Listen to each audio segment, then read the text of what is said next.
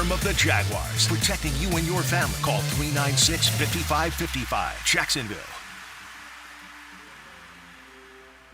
He's Hacker. I'm a sausage guy. Yeah, that butcher shop with the juicy breasts. I like that. And he doesn't shy away from opinion. I have always liked Florida State. And now I do realize why people don't like Florida Gator fans. So if you're going to blow it out, just blow it out. But Shad Khan, the owner, didn't see it that way. Hacker After Dark on 1010XL. And a very good Tuesday evening to you, Jacksonville. It is Hacker After Dark, 1010XL, 92.5 FM, our late night show. Are you kidding me? Jacksonville, Florida. Let me ask you a question. Where would you rather be at 10:01 Eastern Standard Time on a Tuesday night than right here with Dylan Denmark and yours truly on Hacker After Dark? And we do appreciate you staying up late with us on our late night program. We got a lot of going on guest-wise tonight. We will kick it off in about 15 minutes or so. My friend Brent Beard, you see him on First Coast News. You also get him weekly right here on Hacker After Dark as we will talk Florida, Georgia. Georgia, Florida, the world's largest outdoor cocktail party will write another chapter on Saturday. And we will certainly talk about that a lot here in hour number one.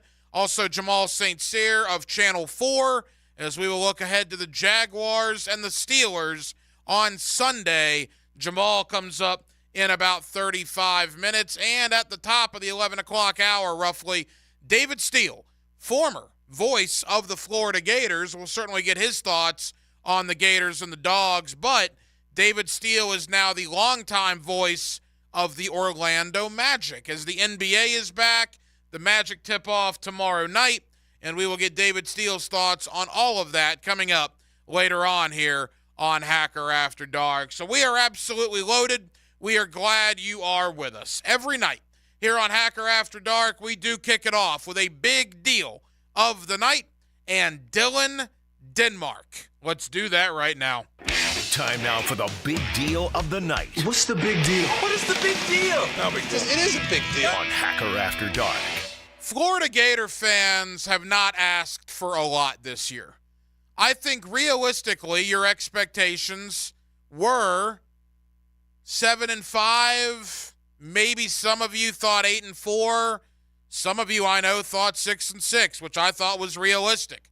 Normally the term realistic is not in the vocabulary for Florida Gator fans. But I think some of you, if not most of you, were very realistic about what 2023 was for Gator football. Show improvement, get the young guys some experience, but most importantly, and I do mean most importantly, keep that 2024 top 3 recruiting class intact. Well, the Gators have shown improvement.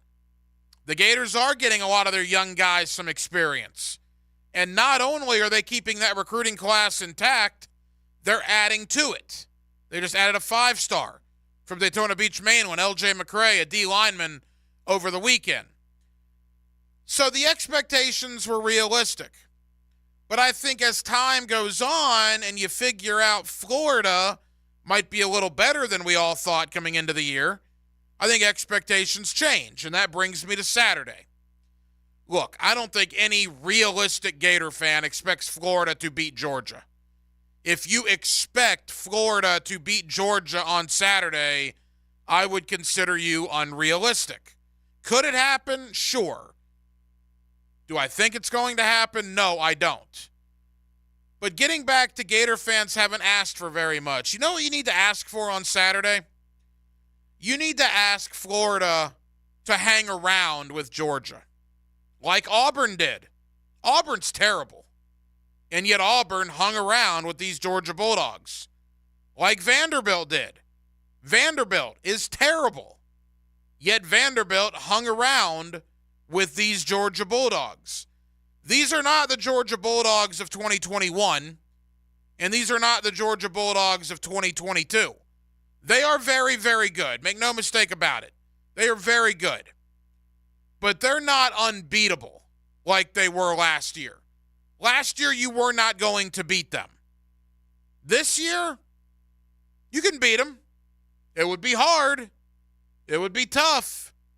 But Auburn was beating them in the fourth quarter. Vanderbilt was in the game with them late in the third quarter. South Carolina was up 10 at halftime. If this Gator team continues the improvement that they have shown over the last couple of weeks, and if this Gator team is who some Florida fans believe they are, which is certainly better than the expectations were coming into the year, then it is fair for the Gator fan base, all of you guys and gals down there partying in RV City, and everybody listening to my voice right now that wears the orange and blue. It is absolutely fair for you to want Florida to hang around with Georgia on Saturday. Again, this is not an unbeatable Georgia team. It's a very good Georgia team. It's a Georgia team that I'm going to pick to beat Florida at the cocktail party. But Florida should hang around, man.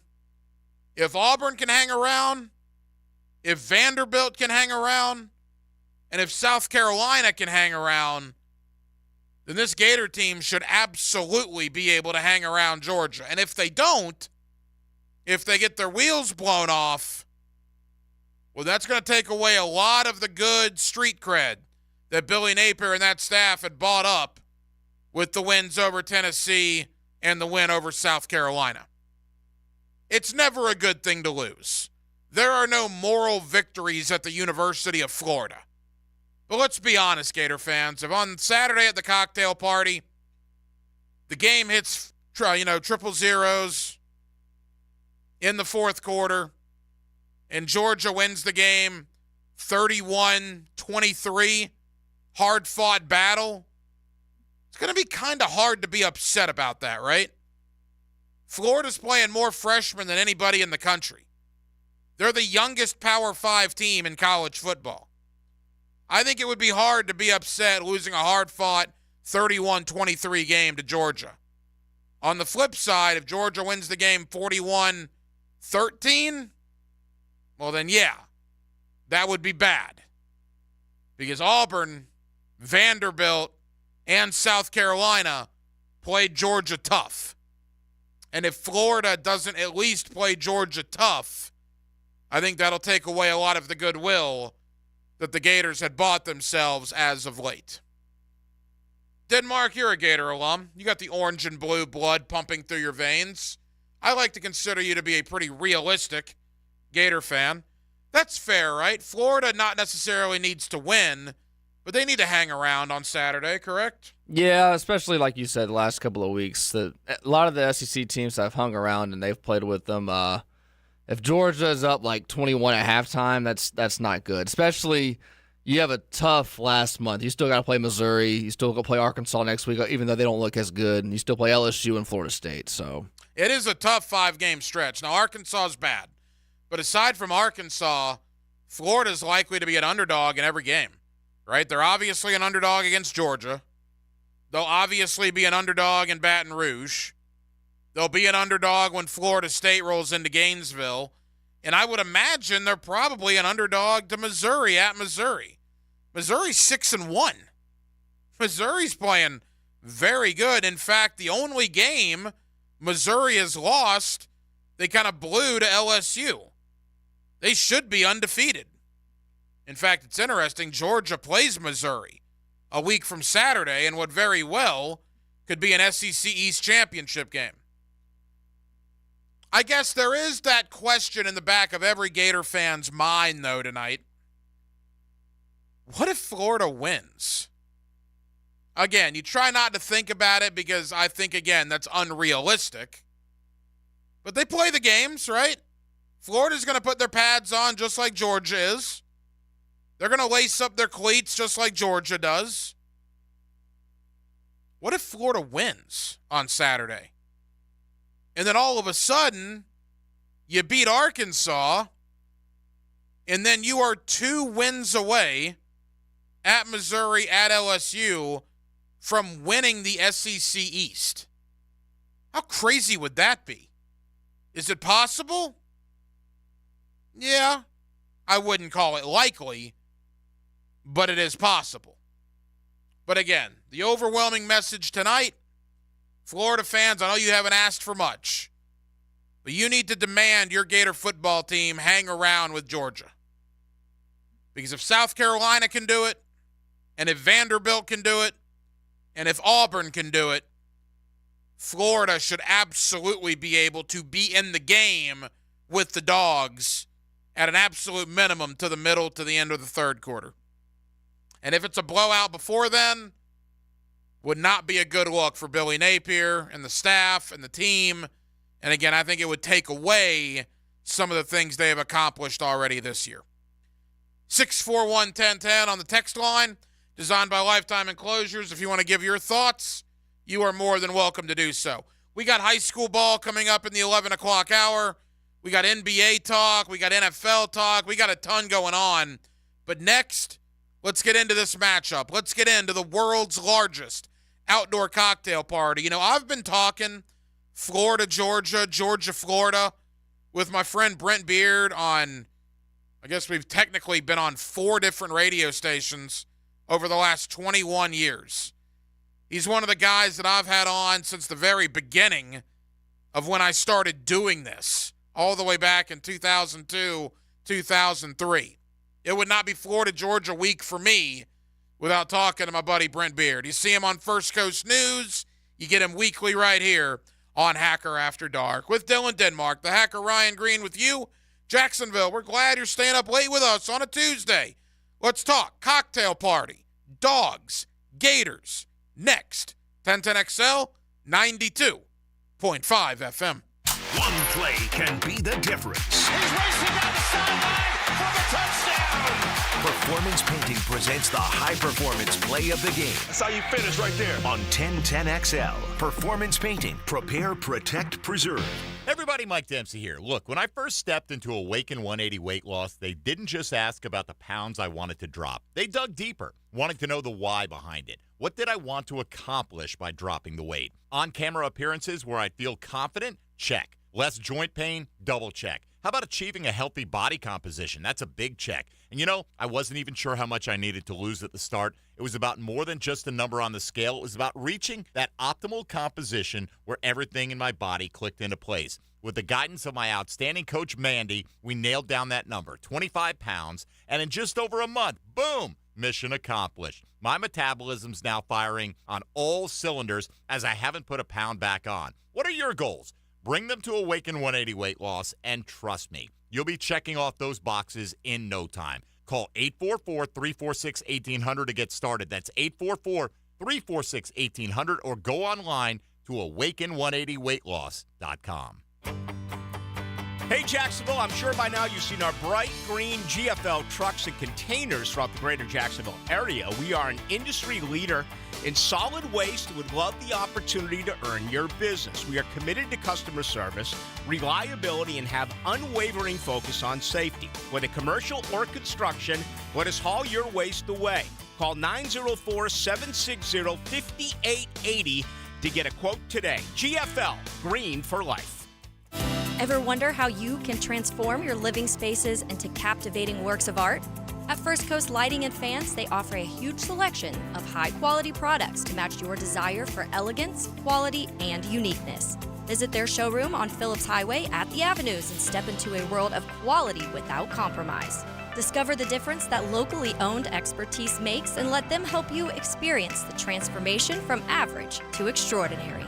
At First Coast Lighting and Fans.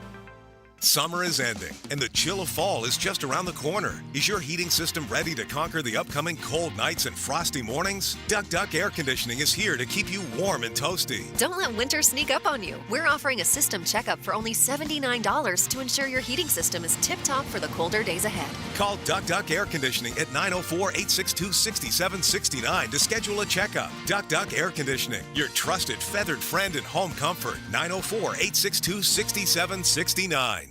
It's Gators and Dogs. The Georgia-Florida game. Listen all week for Florida Georgia Moments. Brought to you by Island Oaks RV Resort and Woody's Barbecue. Georgia and Florida. Do you know what is going to happen here tonight? On 1010XL.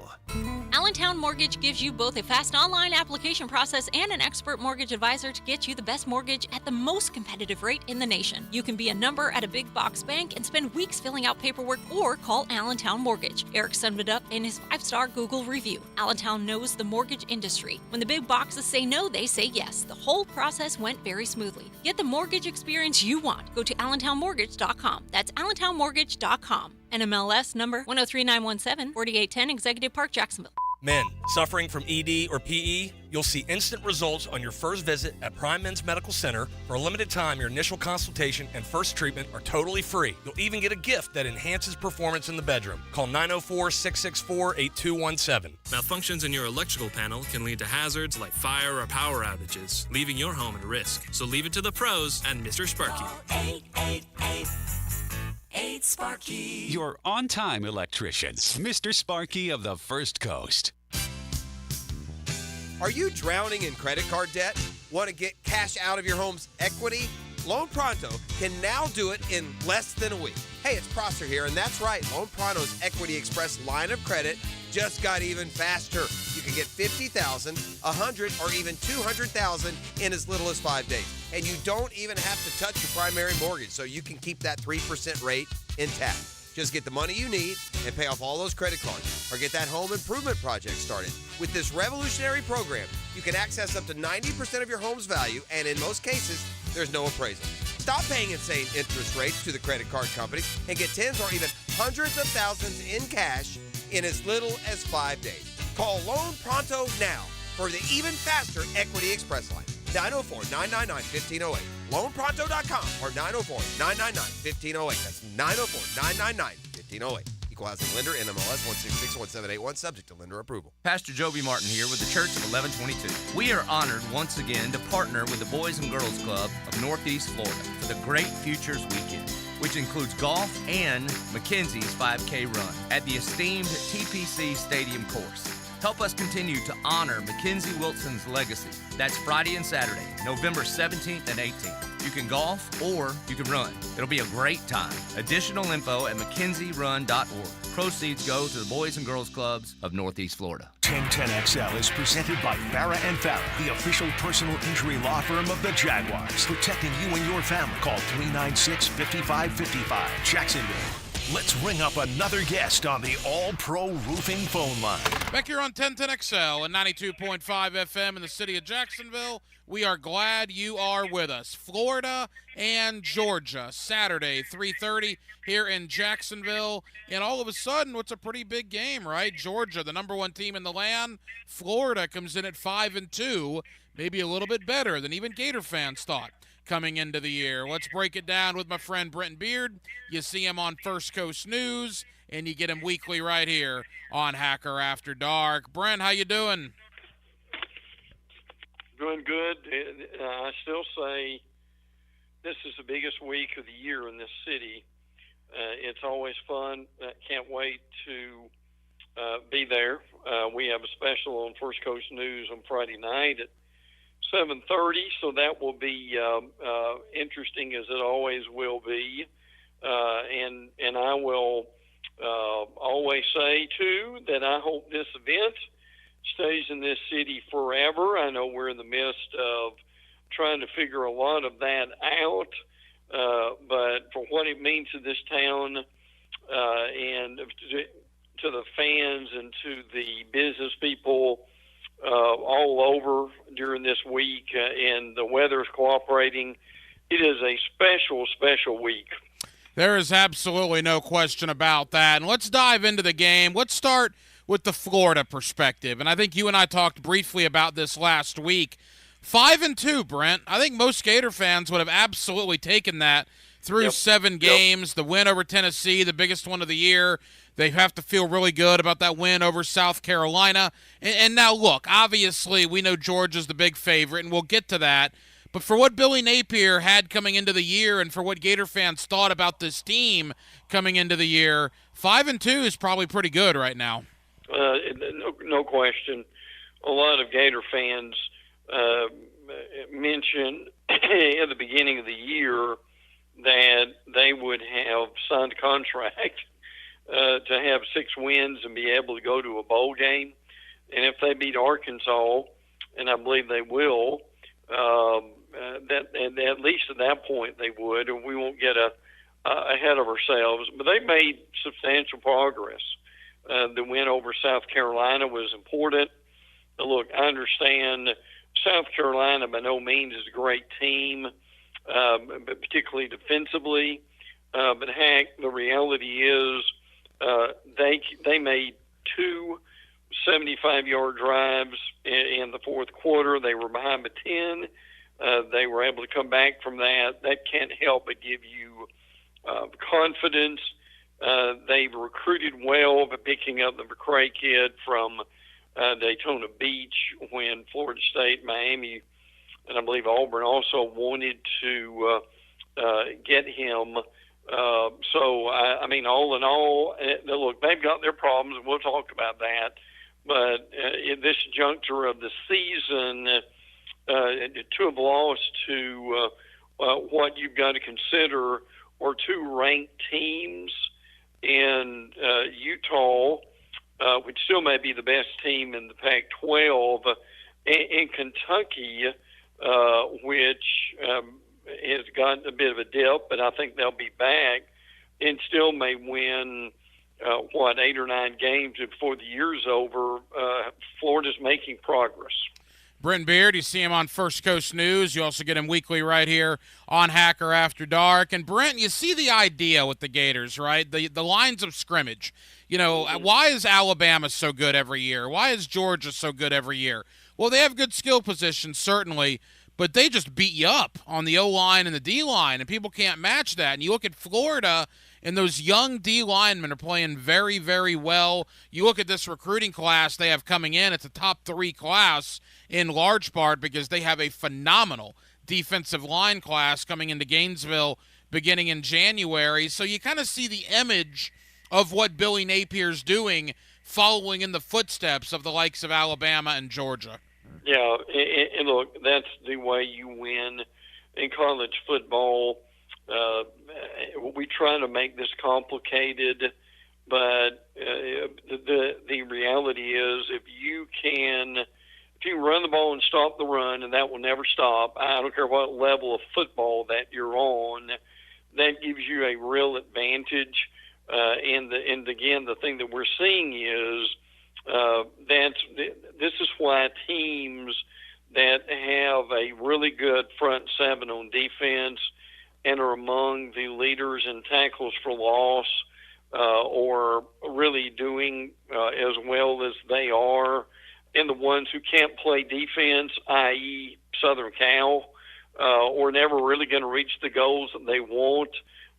So kudos to that coaching staff for realizing that and beginning to correct the mistakes that Dan Mullen made in recruiting, and also, Hank, we don't look any further than Georgia, do we, on that defensive front over what they've done the last few years. They certainly have modeled that like a lot of the major schools who are in there for the playoffs. Yeah, no question about it. You know, what's interesting too, Brent, and this kind of goes to Georgia as well. Look, L.J. McCray is the young man you talked about, Daytona Beach Mainland. He is the guy that verbal to Florida, the 5-star.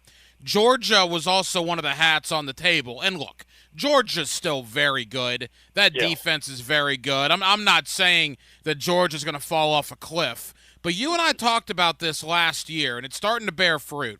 Cristobal in South Florida, Napier in Gainesville, Norvell in Tallahassee. I would even include maybe Heupel in Knoxville, and to a certain extent, maybe even a Shane Beamer there in South Carolina. Kirby's not shooting fish in a barrel anymore when it comes to recruiting, particularly in the state of Florida. L.J. McCray from Mainland is a guy Georgia might have gotten 2 years ago. They didn't get him now because Billy Napier did, and I'm starting to wonder, Brent, if you're going to start to see the Dogs maybe come down to planet Earth again when it comes to recruiting. Well, I looked at this earlier today, on a lot of the recruiting lists, they're certainly in the top 5. Some of them, they're number 1 in this absolute unmitigated foolishness about playing the game in Jacksonville. hurts their recruiting, I mean, that is nowhere near being accurate, frankly. But I think to your point, the thing that we're seeing is some of the schools going in, even in the state of Georgia, in being able to recruit some of the guys that Georgia is after. And again, they can't get everyone with the way the scholarships limitations are at this point. So yes, they are being challenged with that. That is making a huge difference. But the Gators are that. I mean, they've got somewhat of a nucleus at this point. It's going to be fascinating to see as they add to it, and that will be one of the bigger improvements we'll see next year with them. You get Brent Beard on First Coast News. You also get him weekly here on Hacker After Dark. Brent, to the game on Saturday. Brock Bowers is not playing. How much of an impact will that have on the Georgia offense? Well, it will have some. I don't think there's any doubt about that. I mean, the reality of that is Brock Bowers covered a multitude of sins, and I had it said well from a Georgia beat writer who said, and I asked him, I said, now Georgia is continuing to have multiple injuries at running back. What would they do if this continues? And his answer to that was, well, if they got into a dire situation, the thing they would do would be to put Brock Bowers at running back and let him run for 3 times in a row. I just thought that was amusing, but I still got the point that he is incredibly invaluable to them. Now, look, they've got players who can step up and be able to play for them. Lawson Lucky is one of the youngsters who's learning. Oscar Delp is a guy that they can use. And Ladd McConkey is supposed to come back, and that's going to help them too. But without Bowers, and again, Bowers basically is either had or going to have the surgery that Tua had at Alabama, which is basically using the rope to hold that together. It heals quicker, and I think he'll be back. I don't know if he'll be back for Tennessee, but he'll probably be back for the SEC championship game. Of course, if they run the table, it's not going to matter if they lose the SEC championship game or not. But at the same time, and being a Heisman voter, if he had continued playing the way that he did against Auburn, you remember that in the second half, quarterback or not, and he wasn't, I could see him, frankly, making it to New York for the possibility with the Heisman. Would he have won it? Probably not, but I wouldn't have had any problem at all with him being there. Yeah, you could have argued there for a time. He might have been the best player in the country that was a non-quarterback. Speaking of quarterbacks, cool story, Brent, with Carson Beck returning to Jacksonville. He obviously won a state championship as the Mandarin Mustangs quarterback back in 2018. The guy waited years at Georgia. Could have taken the easy way out and transferred. He chose to stick it out. Now he is the guy, and you would have to imagine Carson Beck very fired up to come home to Jacksonville on Saturday and play in the cocktail party. I think what he's got to do is just to they need to do something pretty quickly to get the butterflies out of his stomach during that time. How in the world could you not really be in awe and maybe even overwhelmed at the moment early on? But he was settled down, and I think we'll do fine. He is coming on. He has played well.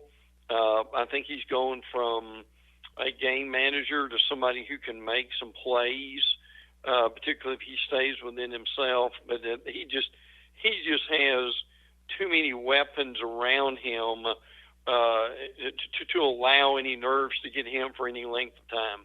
couple of more for Brent Beard. You see him on First Coast News. You get him weekly right here on Hacker After Dark. Brent, final topic on the cocktail party. Want to go quick because I want to end with Florida State and a couple of national thoughts. Talk to Gator fans tonight. How can they win the game? Well, they would be. They would need to be turnover free. You don't need to give Georgia the ball in your own territory. I think you've got to have balance on offense. What's interesting about Florida that has really surprised me is they went from. You remember when they ran the ball 44 times against Tennessee and threw it 21? Well, that has kind of reversed itself to the point now to where Florida is throwing it more than they're running the ball. But they've still got to be very careful. I think ETN could be very instrumental in this game, and they need to give him I think 15 to 20 touches. Pearsall has played very well. They've gotten production from the tight end situation. But again, the longer they can stretch this game out by being able to mix run and throw and have good balance, the longer they're going to be able to stay in the game. And a lot of this means you've got to be clicking on special teams and not make mistakes. That if they and I remember this well because we were all there last year, that this game was down until the end of the first half. Georgia got momentum, and at that point it was over. Florida needs to go in at halftime feeling good about themselves, that they are in the game and that they've got Georgia's attention. Yeah, I think you said it best. There will come a point on Saturday where Georgia's going to throw a haymaker, they're going to connect, and Florida's going to be on the ropes. Last year when that happened, Florida went down and it was over. Can they get off the ropes? Because it's going to happen. Georgia is going to connect on a haymaker. Can Florida respond after that? And if they can, maybe they can make it a game in the fourth quarter. All right, Brent, let's go rapid fire. Florida State remains unbeaten after the win over Duke. Do they have any problems with Wake Forest on Saturday? No, unless they just get too overconfident, but they've just got too much talent for that to happen. What's different for them now is Jordan Travis running the ball. He had 62 yards. People say, well, so what? Well, the reality is, coming in to last week's game at Duke, he only had 114 rushing yards on the season. He almost got half of that in the game or more. So it's important for him to be able to stay healthy, but if he can give them that running threat, that's going to be very important. And how impressed with you was that defense shut Duke out. I know Riley Leonard got hurt, the Duke quarterback, but how impressed with you that they shut Duke out in the second half, 21-0. Yeah, it was an impressive performance. There is certainly no question about that. And finally, Brent, look, when we look around the country, we're at the end of October, the beginning of November, you can start to think, all right, what teams are left that are viable contenders for the playoff? And if you look in the Power 5 conferences, I think out west in the Pac-12, Oregon is hanging on by a thread. Washington's still in the mix. I think Southern Cal's out after last week. You go to the Big 12, I think it's as simple as Oklahoma and Texas, although now Texas has injury problems. The Big 10, right? Ohio State, Michigan, Penn State likely out. So that's 6, right? 2 in the Pac-12, 2 in the Big 12, 2 in the Big 10. Florida State, Brent, to me is the only team in the ACC that's still around. North Carolina, that was awful last week, losing to Virginia. And so Florida State's 7, and then in the SEC, it's probably still Georgia and Alabama. So that's a quick way of surmising that there are probably 9 teams left that are vying for those 4 spots. Well, in the 9 teams you mentioned, they're all in the AP Top 25 poll, and I think you're spot on with that. Now, obviously, Michigan, Ohio State, there will be a loser out of one of those. And again, and depending on how close the game is, I'm with you on FSU. If they keep winning, they've got a pretty clear path. Frankly, Washington almost lost this past weekend, but they were able to right the ship at the end, and that made a difference. Quinn Ewers is out for a few weeks with Texas, so how is that going to affect them? And then you've got, frankly, a SEC Western Division title game coming up next weekend in Tuscaloosa between Alabama and LSU. So you hit on it. There's no doubt about it. But see, and I won't belabor the point here, but what's going to be so incredibly exciting a year from now, Hack, is we're going to be talking about the same question. And instead of 9 teams, we're going to be, for that 12-team playoff, we're going to be talking, 20 to 25? Tell me people aren't going to be excited about that. It's going to be a changing of the guard in college football, and it's going to be outstanding. And by the way, if there are any Oregon State fans in Jacksonville, my apologies. I guess technically Oregon State would still be alive. There's teams that you could maybe make an argument for if things fall their way. But to me, at the end of the day, those 9 teams that I mentioned are going to decide those 4 spots. All right, Brent, I know you guys have a special coming up Friday night there at First Coast News. Talk about that. And ultimately, who do you think wins the game on Saturday? 7:30 called Border Wars. We will be on site. We're excited about talking about it. The weather is supposed to be perfect. I'm still picking Georgia, but I do think Florida will play well. And look, Florida's not into moral victories. I get this. But, Hank, what would it do for the Florida program to take the number 1 team in the nation somewhere in halfway through the end of the third, or at least the beginning of the fourth quarter, and still be within a possession of maybe being able to win the game? I think that would say a lot for this Gator team. But in the long run, Florida struggles with teams, i.e. Kentucky and Utah, who are more physical than they are. And right now, this is not going to last forever, but for now, Georgia is still more physical than Florida is. I agree. I think Georgia's going to win the game. And look, I'm not going to pick Florida at all. The one thing I will say, though, Auburn's terrible. All right, they're terrible. And Vanderbilt's terrible. And Vanderbilt and Auburn hung around with this Georgia team. Now, was Georgia bored in the Vandy game? Yeah, maybe. Yeah. They shouldn't have been bored for Auburn, the oldest rivalry in the South.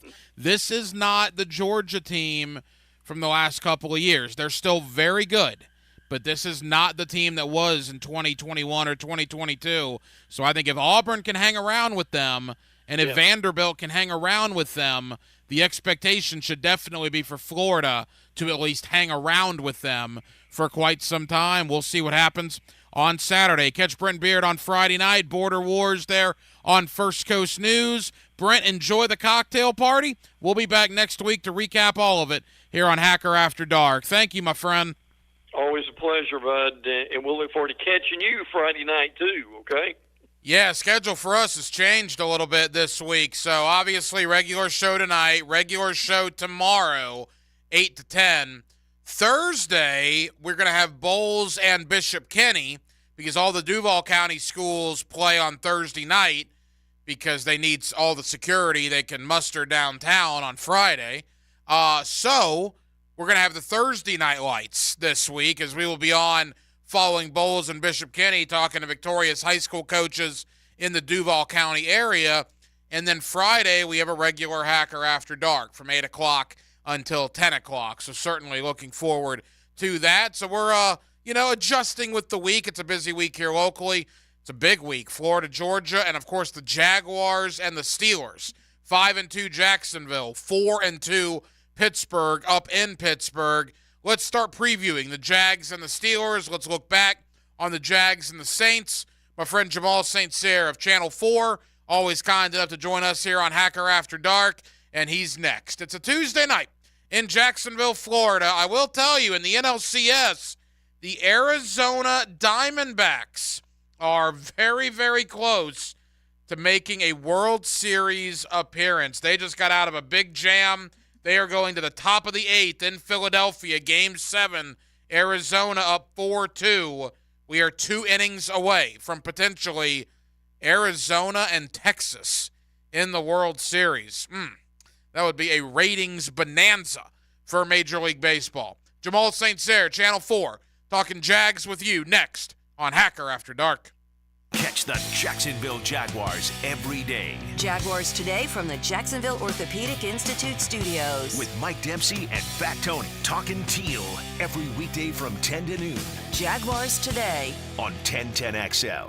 Key Buick GMC. Save up to $6,500 on new Buicks to combine big savings with a low APR to fit any budget. Like 1.9% APR financing for 36 months. 4.1% for 60 months, or 5.04% for up to 72 months. Also, right now, enjoy no payment on new Buicks until 2024. Whenever you buy a brand new Key Buick GMC, it always comes with the lifetime powertrain warranty. Across the street from Tinseltown, Southside and Gate. 1010XL is a proud sponsor of Operation Uniform's 10th Annual Heroes Gala, featuring retired Army Lieutenant Colonel and former Congressman Alan West. Saturday, December 2nd at Sawgrass Marriott. Operation Uniform is a free, life-changing program that helped me, David Trenholm, successfully transition from a 20-year career in the United States Navy to the business world.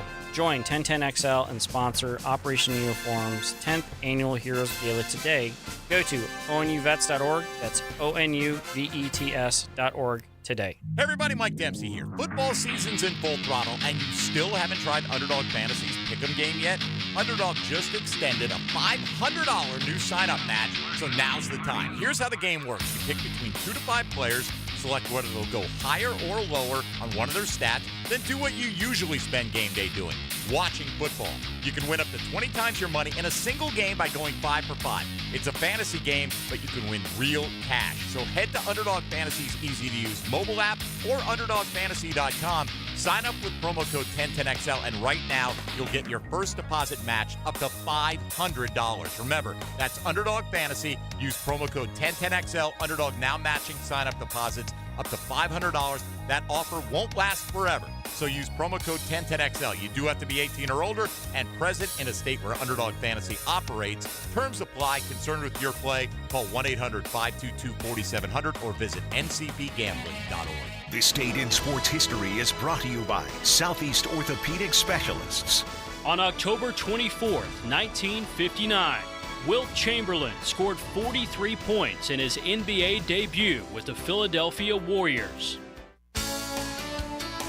Whether you are looking for a job or an employer trying to hire, there's only one stop in Jacksonville, Remedy Staffing. Labor trends keep us guessing. As employers, the job market has been strong. So what does that mean for workers' availability? If you're interested in the workforce solutions or how the Remedy team can help you, call or text Crystal at 904-329-9802. 329-9802, Remedy Staffing. Hacker here, and look, football season is in full swing, and no game day setup is complete without the Sausage Dude sausage. I'm a sausage guy, and the Sausage Dude sausage is the best sausage I've ever had. Try their 4 terrific flavors, including Polish, Hungarian, beer bratwurst with jalapeno, and my personal favorite, the Italian today, by picking them up at any Publix in the Jacksonville area. Football and sausage, it's a winning combination. Go get the Sausage Dude sausage at any Publix in the Jacksonville area right now.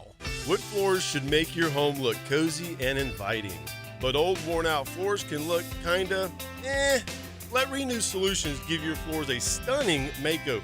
For a no-obligation appointment, visit RenewJacksFloors.com. Hi, I'm Emmitt Smith, Hall of Famer and all-time leading rusher with exciting news. Football legend Emmitt Smith talking about all new regenerative treatments for joint pain from the local medical professionals at QC Kinetics. But did you know that you can encourage your body to actually heal itself with the help of QC Kinetics? QC Kinetics uses biologic therapies that are natural, restorative, and long-lasting. The body is an amazing thing. Trust me, I put mine through a lot. Exciting new relief is here for pain from arthritis, knee pain, lower back pain, pain in your hips and shoulders. I'm that guy. When you Google shoulder pain, my face pops up. But you don't have to be sidelined by pain anymore. Call QC Kinetics to learn more about biologic therapies. Don't let your joint pain keep you from doing the things you love. There's a new natural solution that patients are raving about. QC Kinetics. Let QC Kinetics help you improve your quality of life. Call for your free consultation today. 904-274-5522. Don't wait. 904-274-5522. QC Kinetics. 274-5522. Valor Bare Knuckle 2 is returning to UNF Arena Friday, October 27th. This is your chance to win tickets and meet UFC Hall of Famer Ken Shamrock. Text 936-237-7414. The YMCA provides after-school care programs for kindergartners through middle school at over 40 sites across the First Coast. Our programs focus on safety, health, social and emotional growth, and academic enhancement. At the Y, your child can build self-reliance, get help with schoolwork, explore new talents, and develop healthy relationships with others, all in a safe, nurturing environment. Plus, financial assistance is available. Learn more at fcymca.org. 1010XL is presented by Farah and Farah, the official personal injury law firm of the Jaguars, protecting you and your family. Call 396-5555. Jacksonville. Let's ring up another guest on the All-Pro Roofing phone line. Back here on 1010XL and 92.5 FM in the city of Jacksonville, we are glad you are with us. The Jaguars and the Steelers, Sunday at 1 o'clock, and what all of a sudden now is a very big game in the American Football Conference. With that, let me welcome in my friend Jamal St. Cyr of Channel 4. He's always kind enough to join us here on 1010XL in Jacksonville. Jamal, how you doing? Pretty good. How you doing, man? Appreciate you having me on. Hey, Jamal, always appreciate the time, my friend. And all right, 3-day weekend for the Jaguars after what was a huge win in New Orleans. Get a little bit of rest, a little bit of recuperation, and now all of a sudden set their sights on a very big game on Sunday against Pittsburgh. Before we look ahead, Jamal, let's look back. Your thoughts on the Jaguars' win last Thursday in the Superdome? Well, you know, it ended up being a little bit closer than I think most people expected. We went down to that bitter end, but you know what? A good win in a tough place to play, especially with Trevor out there with the knee brace on. Strangely enough, he played with the knee brace on. We were all worried how he played, and he played fantastic. You know, I mean, he was out there running. He was decisive. It looked great. It helped the Jaguars jump out to that early lead and kind of control that game at times, it felt like. So, you know what? It worked out. And that was the end of what was a really tough stretch of 3 straight games, 3 different time zones, 3 different cities in a short period of time. Team needed this little, I guess they're calling it a mini bye now with the extra days off. Team definitely needed it. And now they're set up to be able to kind of get healthier as they start to get ready to kind of make the late season push after the bye week. You know, what's interesting about this offense, Jamal, it happened against Indianapolis too.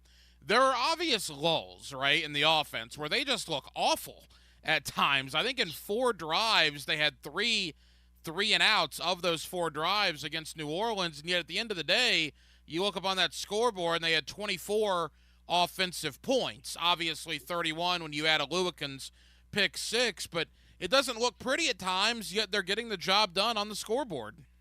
Yeah, you know, look, they're still figuring it out 100%. The offensive line probably played their best game of the year on Thursday night against the Saints, at least the best game so far, and that was without Walker Little, who when he was playing was, you know, one of the better offensive linemen they've had on the field, or at least the most consistent they've had this season.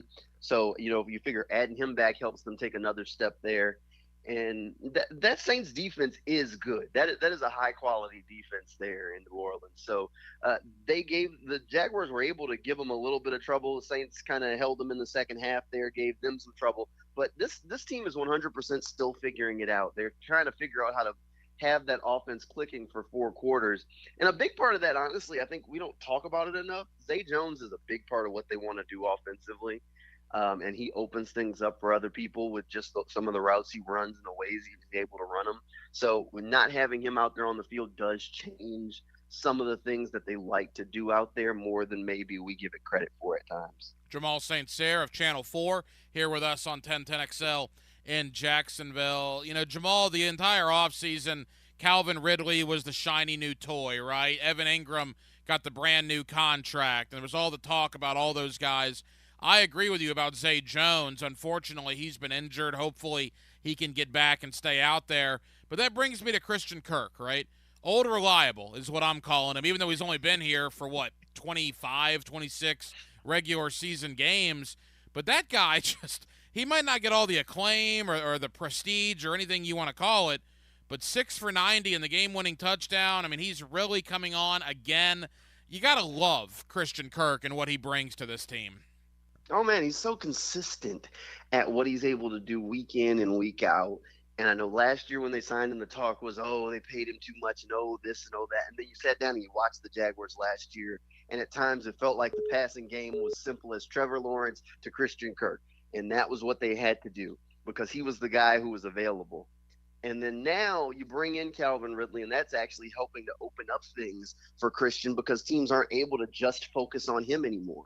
There's another guy that's taking their attention away because that's what teams started to do late last year. They were like, okay, well, if we take away Christian Kirk, who else is going to beat us? So being able to draw that attention to someone else and making teams at times, this season we've seen teams trying to double Calvin and Christian. And then you see Zay Jones with the one-on-one matchup that he's able to take advantage of. This offense is like truly a pick your poison. Like, who do you not want them to beat you with? Because Trevor has all these different weapons at his disposal. And I haven't even mentioned Evan Ingram, who's right now putting up numbers like one of the better tight ends in the league. So, do you have concerns, Jamal, about Calvin Ridley right now, 7 games in? I don't. I don't at all. Look, one of the things that the Saints like to do historically is they like to take away the other team's top receiver. They play Marshawn Lattimore on your second best outside receiver, and then your first best receiver, they're going to put their lesser corner and give him safety help, double the guy. They want to take that guy away. That's just a Dennis Allen thing in his defense. And that's what a lot of what they did on Thursday night was throw those different looks there. And part of what Trevor and Doug want to do is not go toward the double team, even if maybe Calvin could go and make a crazy catch. Take the easy matchup that's in the offense. That's the whole part of the pick your poison thing. Let's not force it. Take what they're giving us. So part of that meant trying to get the ball to Jamal Agnew at times, trying to get the ball into Christian Kirk and let those guys work with those one-on-one matchups that they were being given. Look, is it still a learning process for Calvin Ridley? Sure. Would he probably love to have better numbers than he's had right now? Yeah, but if you watch the games week in and week out, he's doing things that don't show up in the box score that we're never going to talk about. I mean, you've watched him. How many pass interference calls have you seen? It feels like every week he draws at least 1 or 2 that move the chains down the field that in a big moment for the Jaguars. And that just shows, how impactful he can be just being out there on the field because DBs are trying to figure out how to cover this guy. And while nobody's counting how many, penalties he's drawn at the end of the year to say, oh, this guy's been, tough to cover, that does make a difference in the course of a football game because those are spot fouls. So that could be 40 yards down the field. A couple of more for Jamal St. Cyr of Channel 4. All right, Trevor Lawrence, not the most vocal guy, but then on Saturday, right in the middle of college football, I'm enjoying my Saturday afternoon college football, and Trevor goes on social media, and I think, Jamal, he had enough of the Richard Shermans of the world and the Chris Broussards of the world, these analysts or former players that are giving him grief for the generational title and he's not playing very well and whatever else you want to say about Trevor. At the end of the day, they're 5-2. I don't know why these guys are coming after him the way they are. But Trevor kind of speaks up on social media, and I'm paraphrasing here, but he says, hey, keep saying whatever you want. We'll just keep finding a way to win games. Boy, I think you kind of like that. A little moxie to Trevor Lawrence there on Saturday afternoon. Yeah, I love it. So the thing is, most of the time they say, oh, tune out the outside noise. These guys have to ignore it. Trevor's embracing it a little bit, maybe giving a little extra fuel to his fire. Like, he doesn't tweet often, or I guess post on X or whatever you want to call it. Look, he doesn't tweet often. But every so often when he does, he's got something to say. Last time before he sent the one out this weekend, he tweeted after that loss to the Texans. Jaguars were sitting 1-2. Everybody was saying how the Jaguars weren't this or the Jaguars weren't that, and he just sent out a couple of emojis like taking notes. Jaguars haven't lost a game since. So like that outside noise adds a little fuel to a guy's fire that we know can play at a high level. Hey, let it. By all means, you got to kind of love it. Yeah, look, there's only 2 teams in the NFL right now with 4-game winning streaks or longer. One of them is the Kansas City Chiefs at 6. The other is the Jacksonville Jaguars at 4. So that just goes to show you how well the Jaguars are playing. And, boy, before we turn our attention to Pittsburgh, quickly, got to give it up for Buster Brown, man. I mean, what a performance. In for the injured Tyson Campbell, makes the game-winning play there on 4th down. Boy, the Jaguars have depth, Jamal, for the first time in a while. Starters go down, guys come in to replace them, and seemingly don't miss a beat. Man, look, they've been preparing for this moment for a while. And part of this is just the leadership that they have on this team. So when I was talking to some of those younger guys, they were talking about last year how even though they weren't playing, the veteran players would put them on the chalkboard before games, make sure they understood the assignments, understood the game plan, just helping them feel like they were a part of the plan for the team for the future. And then after that Saints game, Buster was talking in the locker room. He said, man, I knew what route he was going to run the entire time. I was just ready and waiting for it. When he threw it, I broke up the pass. Like it was nothing. And this is a guy who has very little starting experience in the NFL. I know he's played at a high level in the SEC, but to hear him say that, that just goes back to what they've been building. I think I asked Andre Cisco in the locker room before the game what he thought about Buster Brown getting the start. He said, he's been here. He knows our standard. I'm not worried about him at all. And when you got a veteran guy that says that, it's like enough said. And he went out there and took care of his business. So I think that Tyson Campbell injury, that's a big one. If we wouldn't have all been worried about Trevor's knee last week, everybody would have been talking about the huge loss not having Tyson on the field was. And Buster went out there, took care of business, and made it less of a liability. It's interesting the way the schedule has worked out, too. They play Pittsburgh on Sunday, and then they have 2 weeks off, and probably the hope is that Tyson could be back potentially for that San Francisco game. That brings me to Pittsburgh on Sunday. You'll hear it right here on 1010XL at 1 o'clock. All of a sudden, Jamal, that's a huge game, right? In the AFC, the Jaguars at 5-2, the Steelers maybe a surprising 4-2 in one of the games of the week coming up this Sunday. Yeah, Jaguars have some big games on the schedule coming up. Pittsburgh's always one of them teams where, no matter how shaky they are, how questionable you say things about how Kenny Pickett's playing, whatever, they find a way. They win games. They're competitive year in and year out. I know Mike Tomlin has a bad rep with a lot of folks, but that team just always seems to find a way to start gutting out wins and be in the conversation, right? That's just what the Steelers are, it feels like at this point. So there's no way the Jaguars are going to go into Pittsburgh and not have to play a good game to walk out with a win.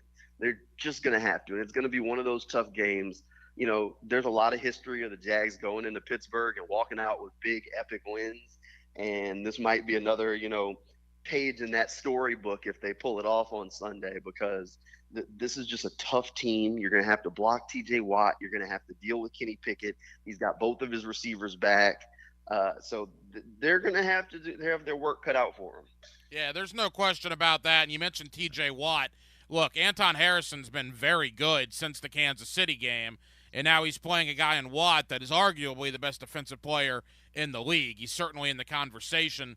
You got to wonder, whether it's Brenton Strange, whether it's Luke Farrell, sometimes Evan Ingram. Do you help out with a tight end? Do you help out with a running back over there? Do you give the rookie some help on the road against arguably the best pass rusher in pro football? Well, you'd like to think they're going to have that at least in the plan. Because the one thing they did say after the Kansas City game is they probably felt like they should have gave him a little bit more help against Chris Jones. The question was never if Anton is going to be a good player. He's going to be a fantastic player. It's just those rookie lessons along the way. There's those lumps where you go against a really good all-pro and he knows how to take advantage of you a little bit more than maybe you were expecting. So this is going to be a tough matchup for him. He's going to need help at times. And the question is, how can he hold his own when he doesn't have that help? Because there's no way they're going to give him that help on every single play. No, you're probably going to have to score, too, to beat Pittsburgh with the way that offense is playing with George Pickens, Deontay Johnson. You mentioned Najee Harris and the such. So that'll be a big one. Of course, we'll hear it on Sunday, 1 o'clock right here on 1010XL, the Jaguars and the Steelers. Prior to that, Jamal, we got a cocktail party in town on Saturday. And, look, Florida, Georgia's number 1, right? Florida's unranked. I think many people would have predicted that coming into this game when the season started. However, Florida 5-2, I think most Gator fans would have taken that. Through 7 games, you combine that with Brock Bowers being out for Georgia. Look, I still think Georgia's going to win. I'm not breaking any news there. But it's maybe a little bit more intriguing than what it might have been a month ago. What's your thought on that game? Yeah, look, I mean, Georgia's the clear favorite. They should win the game, but I don't think it's out of the question that Florida could hang with them a little bit. That Georgia offense has been sketchy at times this year. I mean, keep in mind they fell behind against Auburn. They were trailing for, a brief second against Vandy. But so there's a shot. And Graham Mertz has played better than I think most people expected him to going into the season. So the Gators offense isn't, out of the question that they could have a big day and go out there. The problem is in those two Gators losses, a lot of the fingers were pointed at Billy Napier and the coaching staff. Like, what are you doing? Why are you making these decisions? Make an adjustment, do these things. The players, they, got beat in their assignments at times, but they have a shot. It's not maybe a big one. Could they pull it off and at least keep it competitive into the second half? I think so. But, at the same time, we say all of that, and then the Gators have struggled on the road, and they're talking about lack of sleep and changing the schedule. It worked in the Gators' last game. Got them some extra sleep. They got to win. So maybe Billy Napier can make sure his guys sleep in before the Florida-Georgia game, and that'll help a little bit. We'll see. Yeah, there won't be a lot of people sleeping downtown or at the Army City location coming up beginning Wednesday. And plus a cool story with Carson Beck coming back here after winning a state title at Mandarin to come back now as a starting quarterback of the Georgia Bulldogs. Jamal, I know it's very busy times for everybody. You guys have Teal the Show on Channel 4 Monday and Friday, and I would have to think you'll have some Florida-Georgia coverage as well. Yeah, we'll be talking all about the games this week. Busy week with Florida-Georgia in town. Of course, another Jaguars week and high school football starting to wind down. Teal the Show will have Frank Franchi in the building. That's tonight on Channel 4 at 11:20. So it'll always be fun. I'm still calling it Victory Monday. There you go. Absolutely. Jamal St. Cyr of Channel 4. Hey, Jamal, appreciate the time, man. Thank you. I'll see you down in the locker room later in the week. Yes, sir. 1010XL is your home for play-by-play of Bishop Kenny football. I'm Coach Krause of the Bishop Kenny Crusaders. It's our district finale on Friday night at the Bowl School. You can catch all the action live on 92.5 FM. Mia here. Believe it or not, the holidays are a-coming. So why not make the trip to Grandma's house in style and comfort with a little help from my friends at Arlington Toyota.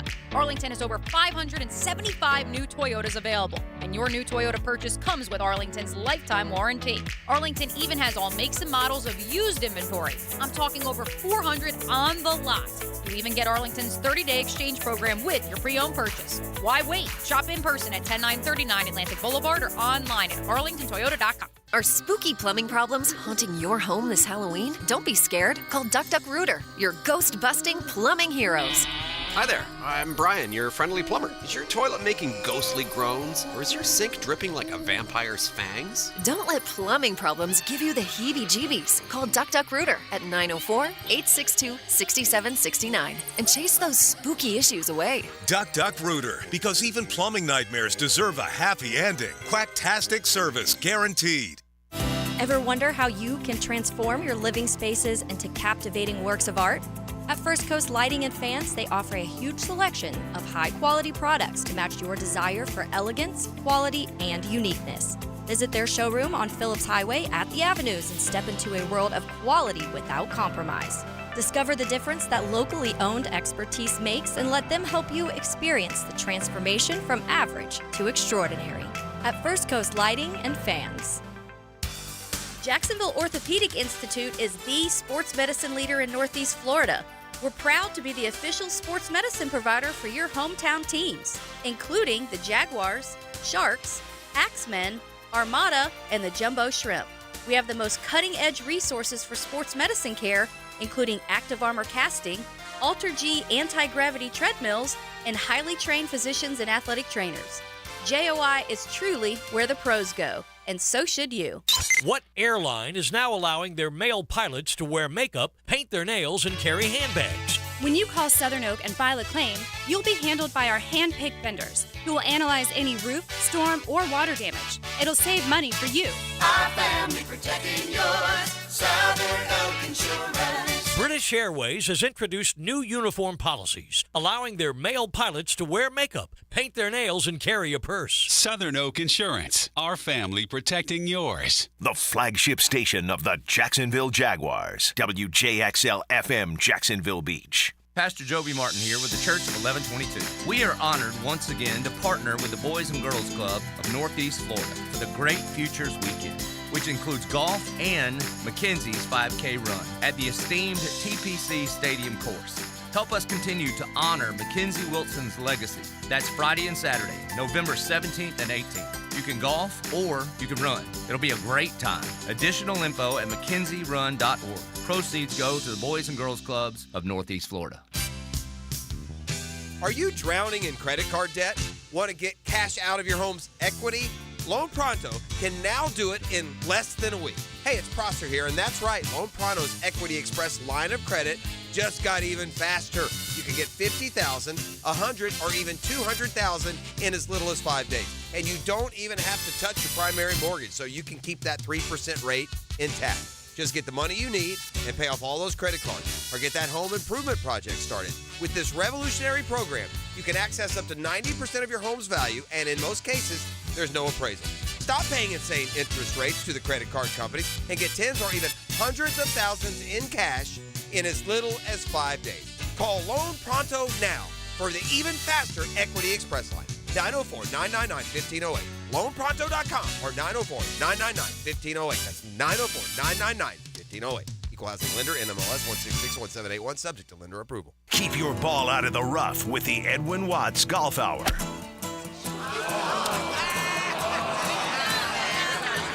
Get great golf tips from the experts every Saturday morning at 10. The Edwin Watts Golf Hour on 1010XL. Mia here, and I'm on the Brackish vodka train too. Brackish has some exciting news for all you fans out there, as they've just introduced 2 new incredible flavors that are sure to elevate your experience. Get ready to meet espresso and elderflower. First up, espresso. Made with rich Cuban coffee and a touch of chocolate confessions, it's not too sweet and perfectly balanced, just like your favorite plays on the field.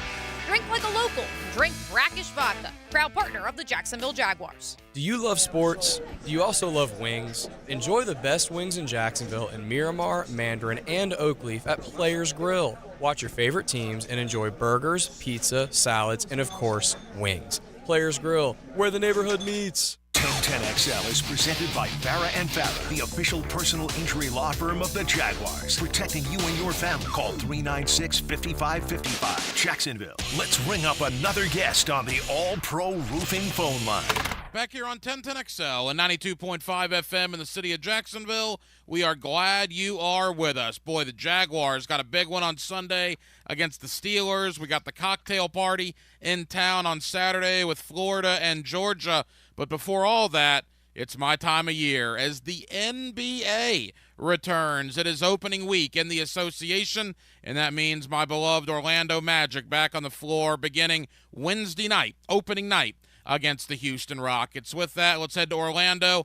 The great David Steele, who's called Orlando Magic games for as long as I can remember, there on Bally Sports alongside Jeff Turner and Dante Marcatelli. He's getting ready for another year on the Magic sideline, and he's with us here on 1010XL. David, how you doing? I'm doing great, Ryan. How are you? David, we're good, man. Thank you for the time. And all right, 35-plus years of Orlando Magic basketball. Is you still get the juices flowing? Opening night coming up on Wednesday. Is it still as exciting for you now as maybe it was, 3 decades ago? Of course, it is. There's no way not to get excited about the start of a new season. Every season looks different. The roster changes. You've got hopes. You've got aspirations. You're optimistic when the season starts. So, yeah, I'm excited about getting it going here on Wednesday night. Should be a fun year. David, you and I talked 1 year ago, opening week last year, and we were both very excited about what was to come. And the team was decimated by injuries for those first 2 months. And they started 5-20, and they were over 500 the rest of the year. They just never could recover from that 5-20 start. But now here we are in 2023, David, and it appears that it's a very healthy team coming into the season. Yep, that's the way it is. They knock on wood, find a piece of wood close by, because we need some good luck in that regard. Last year when the season started, the starting point guard Markelle Fultz was out with an injury.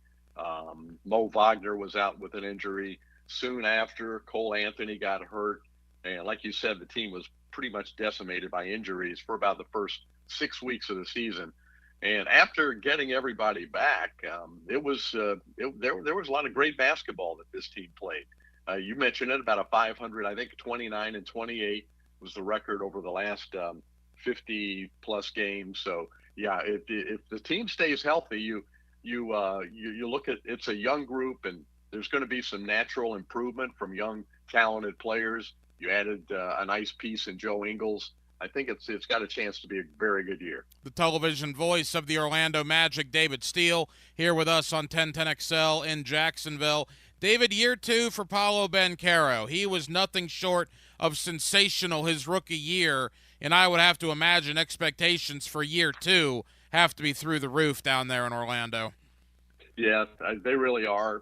Whether that's fair or not, that's the way it is when you're a 20-year-old rookie and you win Rookie of the Year. You average 20 points a game, which is very rare. You go back, there haven't been all that many number 1 picks that have averaged 20 points a game in their first season. It puts him in some pretty elite company, and he's got a chance to be really, really special because of his age and the way his body type. He's big and strong. It looks like he's going to be a durable guy. So he's just got to kind of fine tune his game a little bit, be a little bit more astute, in terms of passing and knowing when to pass, knowing when to shoot, just the little things that'll take him to another level. Franz Wagner's another one that I'm very excited about. Year 3 for Franz. And look, for anybody that says, you can't get anybody in the NBA draft outside the top 5, well, they haven't seen Franz Wagner play. That guy has been awesome as the number 8th pick a couple of years ago. He's coming off a great summer where he and his brother led Germany to that FIBA World Cup victory over the United States. So a lot of confidence for the Wagner brothers, and certainly Franz poised for a big year here in 2023. Yeah, we saw that with the Wagner brothers. We saw it with Paolo. His confidence level is soaring after his experience with Team USA. And they put him out of his comfort zone a little bit, playing him at the center position, which I think is going to stead him well as he continues to develop and has skills. But you mentioned Franz Wagner. He's about 6'11", and he can play pretty much any position on the floor. He's a great creator of shots for his teammates. His 3-point shooting is now above league average. Did you see what he did in the preseason? I know it's just preseason basketball, but you talked about his confidence.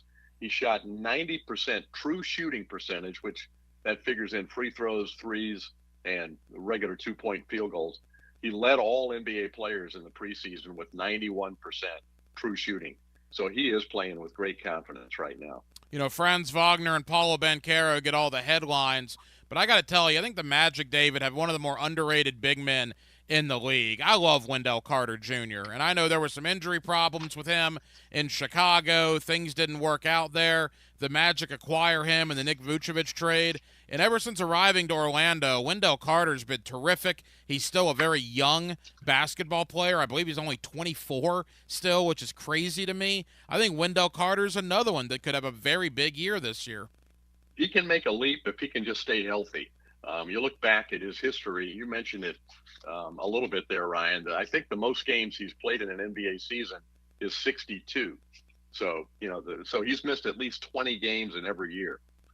He just needs to stay out there, and I think he can take a big leap this year for the ball club. David Steele here with us on 1010XL in Jacksonville as the Orlando Magic and the rest of the NBA get ready to tip things off this week. David, the point guard position's an interesting one because, man, there is a logjam. And they got a lot of good players, right? You already had Markelle Fultz. You had Jalen Suggs. You got Cole Anthony.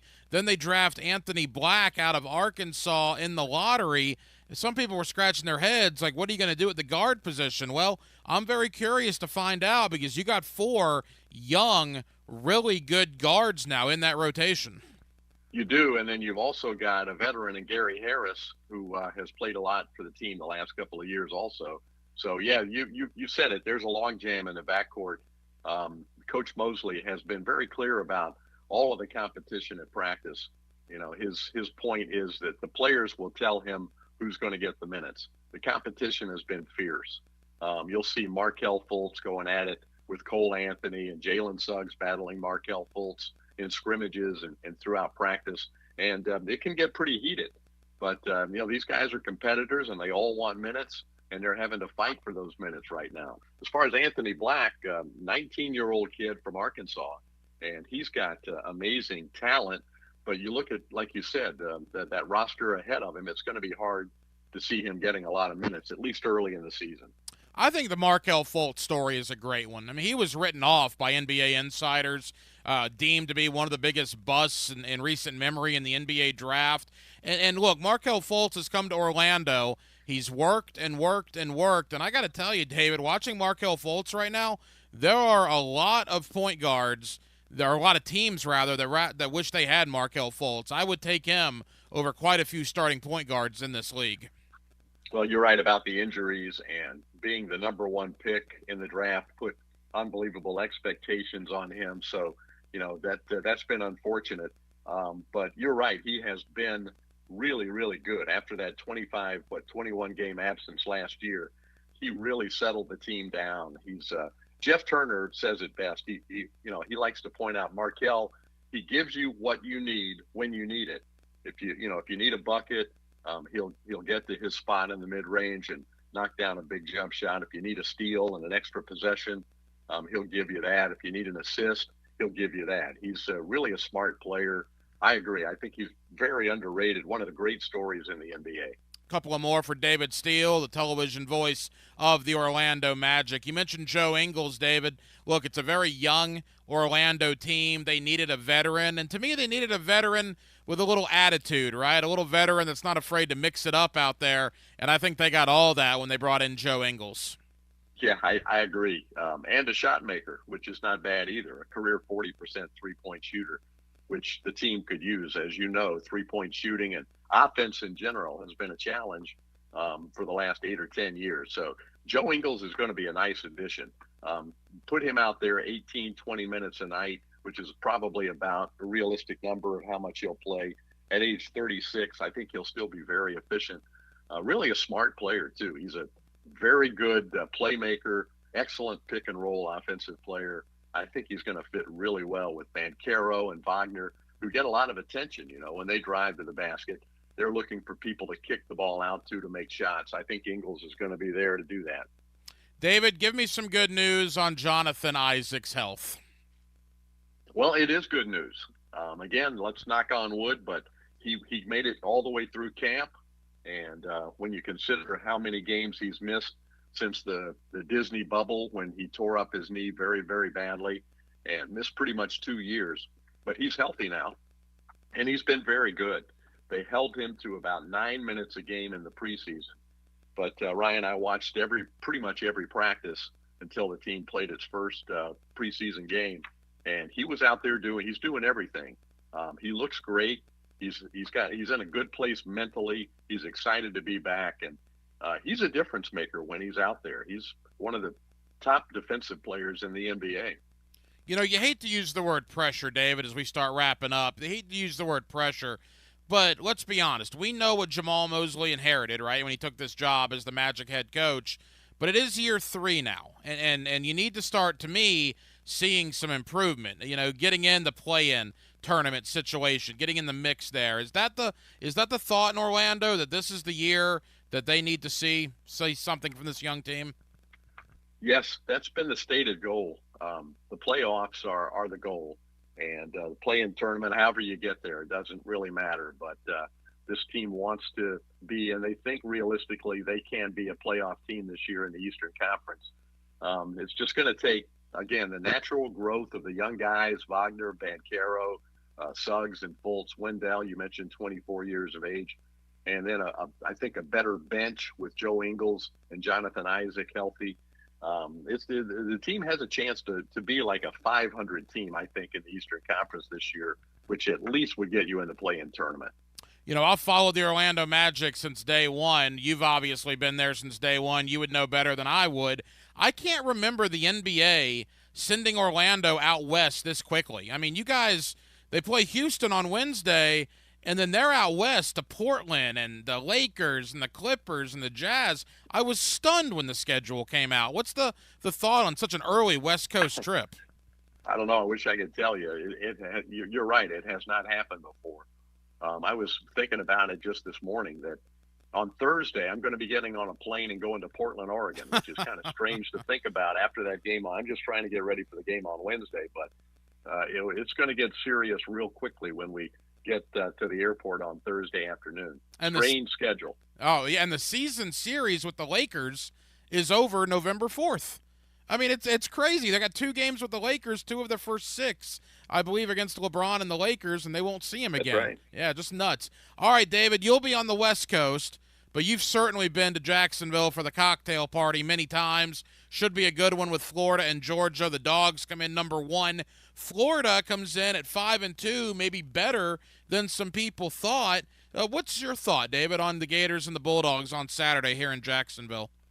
I think Florida has a legitimate chance to get an upset win. I'm not sure Georgia and Alabama are what they've been the last couple of years. Georgia does seem to be kind of improving as the season goes on, but I think the Gators have a chance. I was pleased with that win against South Carolina, really a nice win on the road. Tough place to play, and the Gators, haven't done very well on the road in the last few years. So that I think that was a big confidence boost. They've got a shot Saturday. David Steele, the television voice of the Orlando Magic. He, along with Jeff Turner, Dante Marchitelli, and the crew will kick it off on Wednesday. You get every game on Bally Sports right here in the Jacksonville area. David, I love it. I'm excited. I know you're excited. Let's hope the Magic have a great year, a great start to the year, and you and I will talk soon, my friend. Thank you. All right, thanks. Getting off to a good start, that would be huge for this team. But thanks for having me on, Ryan. Every good game day begins with a great tailgate. This crowd is electric. Supersize your tailgate with 1010XL at Southern Steer Butcher. It's the ultimate tailgate. Enter at 1010XL.com. Here's Linda Beaver. Are you afraid to buy your next car? Well, have no fear, because Beaver Toyota and Beaver Chevrolet offer Beaver's not-so-scary pricing. There's no monsters popping up in your rearview mirror with Beaver's peace of mind warranties. Check out thousands of vehicles for sale online and get answers to all your questions with no tricks and all the treats. I promise our team will take away all those fears. Just come see Beaver Toyota in St. Augustine or Beaver Chevrolet in Jacksonville for Beaver's not-so-scary pricing. This is your Mad Dad's Update with Chapter President Donald Ford. Mad Dad's is asking for good, committed men who want to be part of an organization that has been around for 17 years. We are a group that is part of the solution, not the problem. We are a group that don't stand around murmuring and complaining, but get into action and hit the streets to get the community to break the code of silence to remove the murderers off our streets. We do not require a lot of time, just willing and able bodies to get involved. We've had far too many murders this year already not to get involved. If you want to be part of this great organization, call 904-718-1649. We're looking for men, not men acting like boys. Hit me on Facebook and tell me what you think. For information about Mad Dad, go to Mad Dad's Jacksonville Chapter Facebook or MadDadsJacksonville.com. Hey, bourbon lovers. Tim Pierson here, founder of Chattanooga Whiskey, the only Tennessee high malt. Now that it's football season, we have the perfect team lineup for you with our award-winning bourbons, Chattanooga 91, Cask 111, and 99 Rye, the trifecta for any game day tailgate. There's no better way to celebrate a win than with the world's best craft producer of the year, awarded by Whiskey Magazine. So get the W this weekend. Drink Chattanooga Whiskey, enjoy responsibly. Valor Bare Knuckle 2 is returning to UNF Arena Friday, October 27th. This is your chance to win tickets and meet UFC Hall of Famer Ken Shamrock. Text 936-237-7414. There are so many ways you can catch me. Catch Mia O'Brien on XL Primetime weekdays. On Helmets and Heels Tuesday nights. And on 1010XL's video and social channels. All things Mia are driven by Arlington Toyota. It's Mo Time with Mo Bryan. Looking for quality equipment and a name you can trust? Lepo Rents, Bobcat of Jacksonville, is your premier construction equipment dealer and rental house. We have the right equipment for the job, offering the big and small tools needed for your next project. Lepo sells and rents track loaders, excavators, boom lifts, and much more. For your next project, remember Lepo Rents, your authorized Bobcat dealer in Jacksonville. Visit them online at leporents.com. Atlantic Self Storage, the official storage partner of the Jacksonville Jaguars. Need to make room to watch football in your home or need a place to park your boat or RV? Store it all at Atlantic Self Storage. Over 50 locations in Northeast Florida. 24-hour access, all with month-to-month leases. Moving? They can help with supplies. They make storage easy. Go to AtlanticSelfStorage.com or call 877-WE-STORE to find a storage solution near you. Go Jags! Hey sports fans, it's Hayes Carline for QC Kinetics. The future of joint pain relief is here. It's QC Kinetics, advanced regenerative medicine. This is amazing stuff. If you've been told more steroids or surgery are your only options, don't be so fast. Get a second opinion and learn more about how you can harness your body's own healing agents to attack that joint pain. You've got to go see QC Kinetics. You can call to set up a free consultation at Mandarin or Ponte Vedra locations at 904-274-5522. Again, 274-5522. Imagine living your life this fall with no more pain in your knees, your hips, shoulders, back, with no drugs, no downtime, and no surgery. Look, life is about motion, and QC Kinetics is giving people their lives back with these all-natural treatments. Again, give them a call. 904-274-5522. That's QC Kinetics. Since 2014, there's been only one official home builder of the Jaguars, Dreamfinders Homes.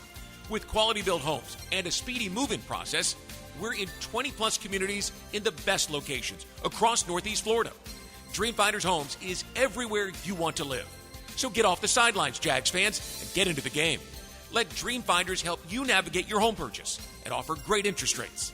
Visit DreamfindersHomes.com for all your move-in ready homes and step up your game.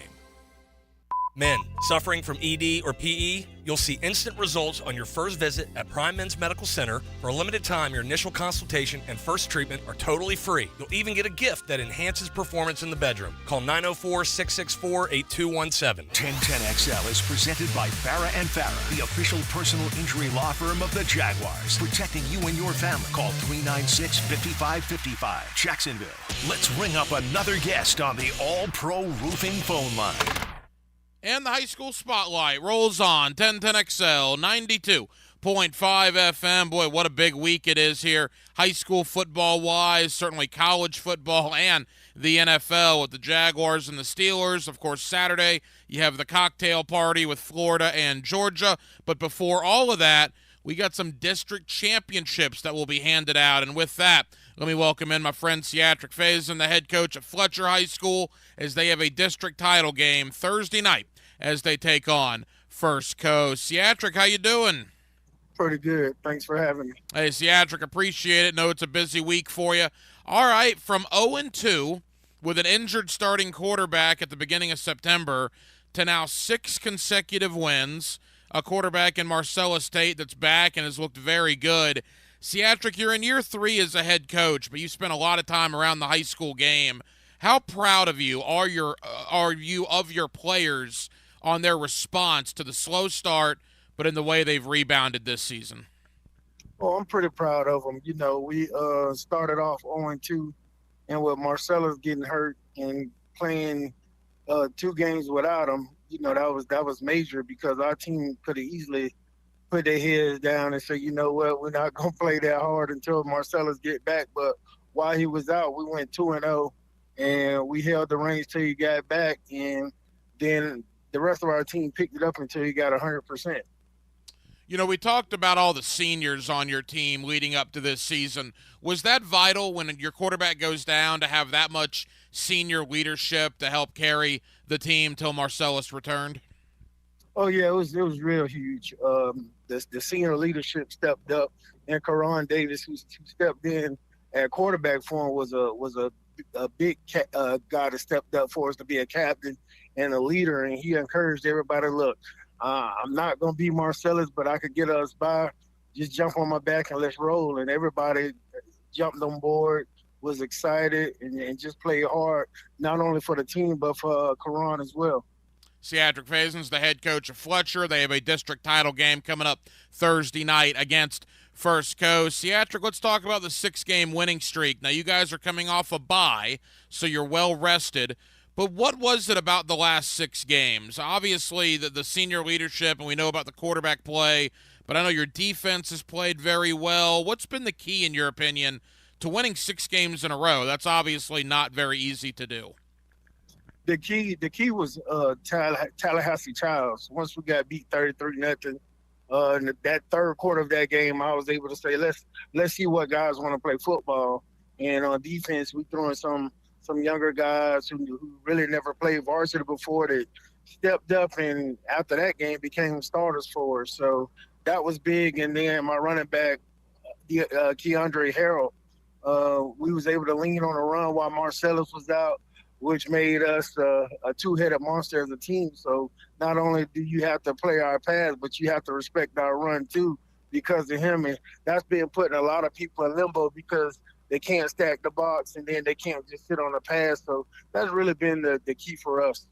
You know, it's certainly an interesting dynamic on Thursday night. First Coast, Fletcher, a district championship, basically the same scenario we had a year ago. And your friendship, your relationship with Marty Lee, I mean, that guy was a head coach at First Coast when you were doing your thing as a player at Fletcher. You coached on his staff for a year, and now you guys are going head-to-head. And in talking to Coach Lee last week, he just had glowing things to say about you. So certainly the friendship between you two guys, but let's get down to it. Thursday night's about a district title, and both of you desperately want the victory. Oh, yeah, most definitely. You know, Coach Marty Lee been around for a long time. And like you said, you know, he's been in my corner ever since I was in high school. And 2 of his former players were my team, was my roommates in colleges, Reggie Lewis and Kenneth Tuke. So, you know, that relationship goes deep with me and Coach Lee. And he gave me an opportunity a couple of years ago to be his OC, and then before I became the head coach. So, you know, I know he came out of retirement to try to get this district championship and to get to the playoffs. And I'm trying to also get this district championship for the 3rd year in a row and get to the playoffs. So, you know, it's going to be a great game and a great atmosphere. And I mean, what better game could you ask for other than First Coast and First Fletcher? You know, we kind of knew, right? When you look at this district, with all due respect to the other teams in the district, you kind of had an inkling it would come to this.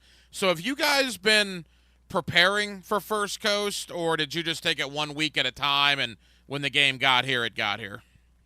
It's 1 week at a time. You know, these kids, these days, you can't look ahead, man. You look ahead and, you know, you could lose a game in between. And so these days, you got to take it one game at a time. And after our Child's game, I told my players, let's take it one play at a time. You know, we was able to start on First Coast last week because we had a bye week.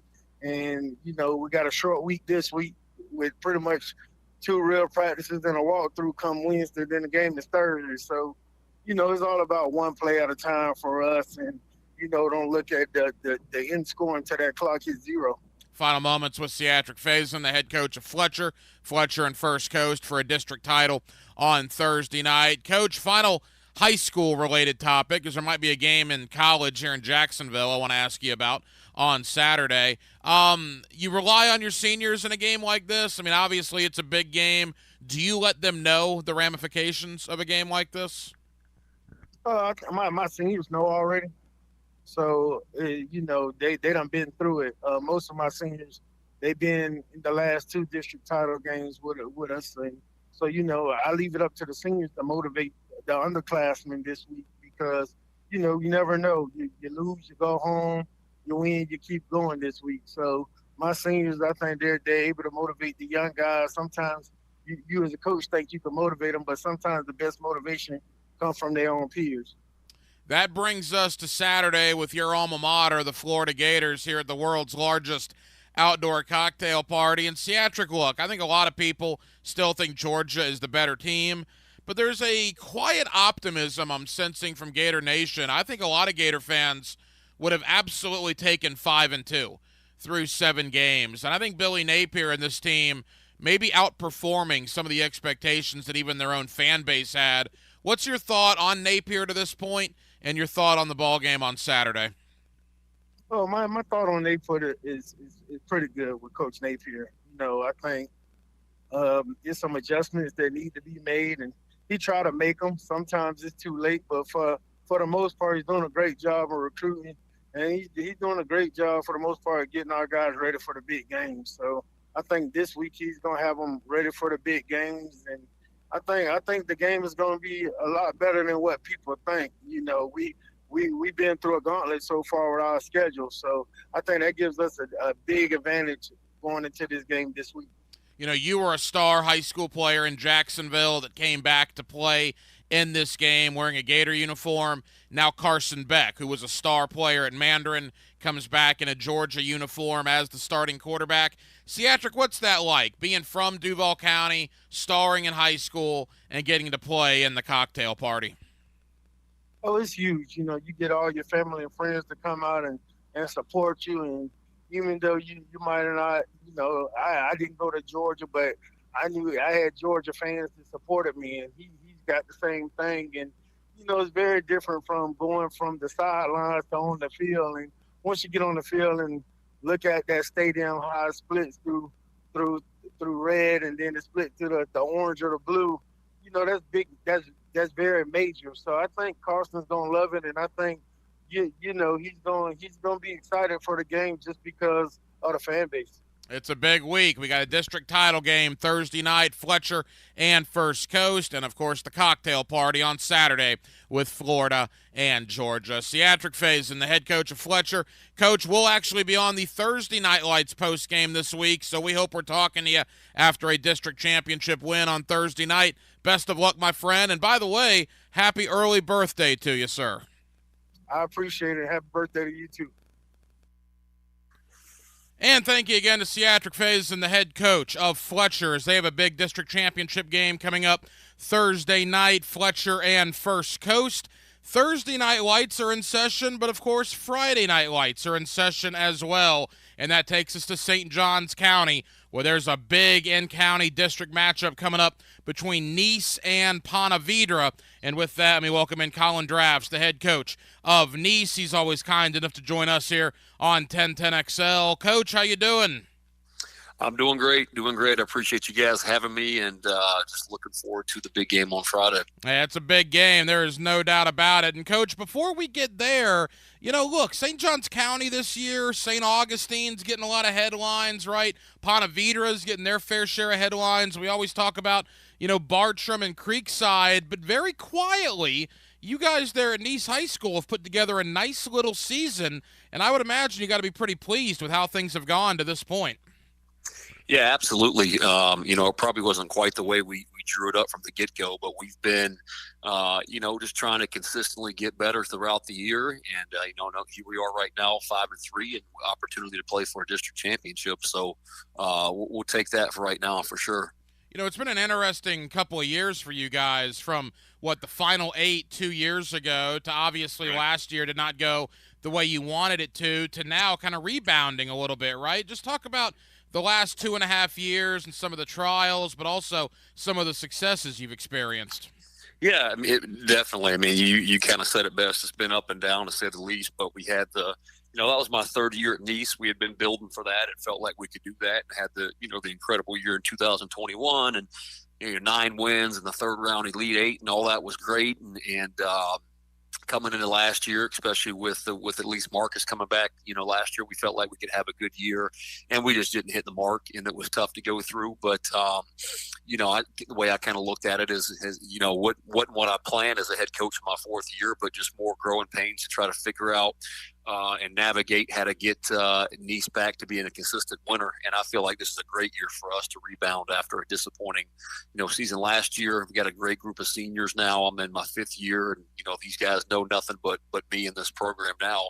And so it means the world to us just to be able to have this opportunity, playing in a big district matchup Friday night against Ponte Vedra, and with everything still left on the table that we could want to accomplish this year.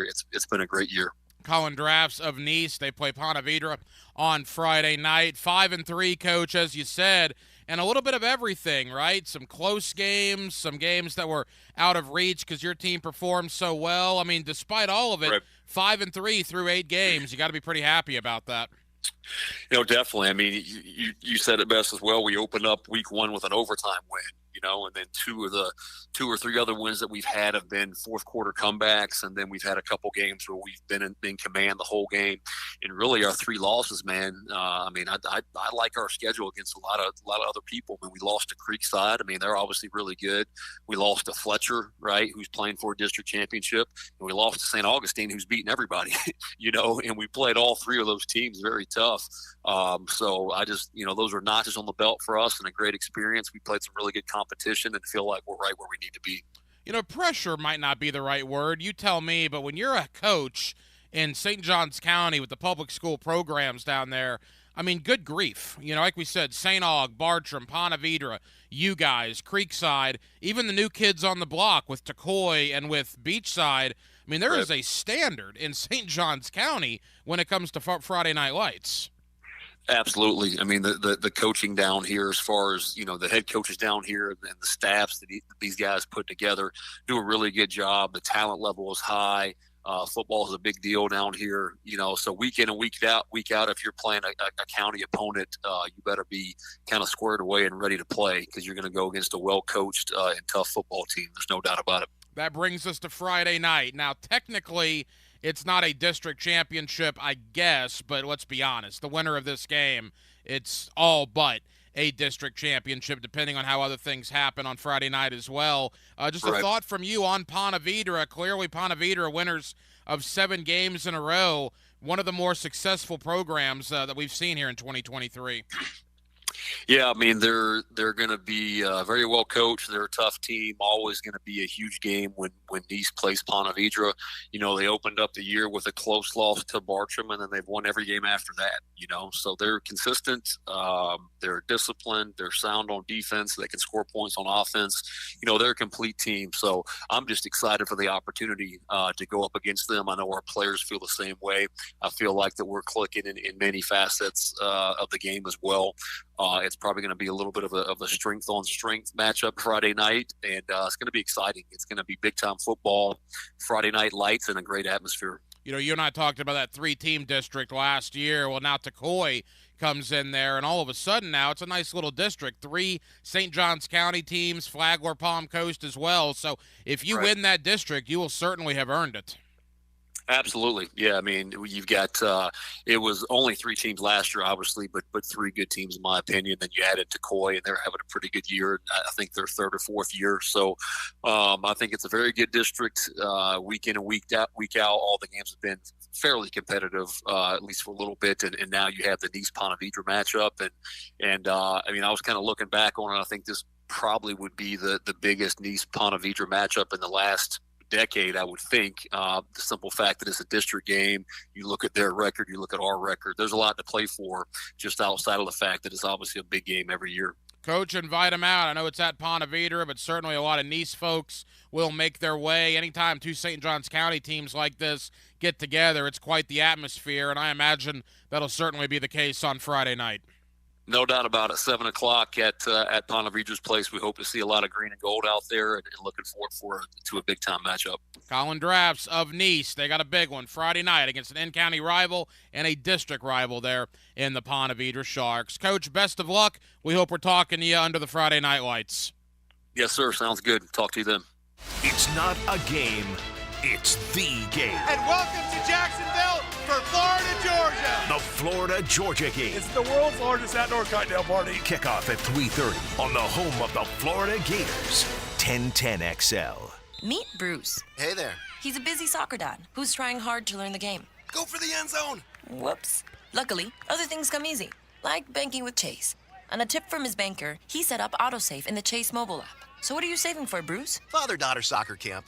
Smart bankers, convenient tools. One bank with the power of both. Visit chase.com/checking. Chase, make more of what's yours. AutoSave requires a Chase checking and savings account. Chase mobile app is available for select mobile devices. Message and data rates may apply. JP Morgan Chase Bank, N.A. member FDIC. Here's your 1010XL community calendar of local events and nonprofit groups helping people here at home. Your high school girls can join the Duval Tides girls rugby team. No tryouts and no experience necessary. Learn everything you need to know at Jack's HS Girls Rugby on Facebook and Instagram. The Knights of Columbus 5535 annual golf tournament is November 6th at Glen Kernan Country Club. To find out how to play or sponsor, call 249-5535. You can play golf with Josh Scobie and other former Jaguars players and celebrities while raising money for the First Tee. November 13th at Deerwood Country Club's First Tee Open. To walk in the Leukemia and Lymphoma Society Light the Night Walk on November 16th at UNF. Register at lightthe.night.org. Your love can give pets a purpose. To adopt a loving animal from the Jacksonville Humane Society, call 725-8766.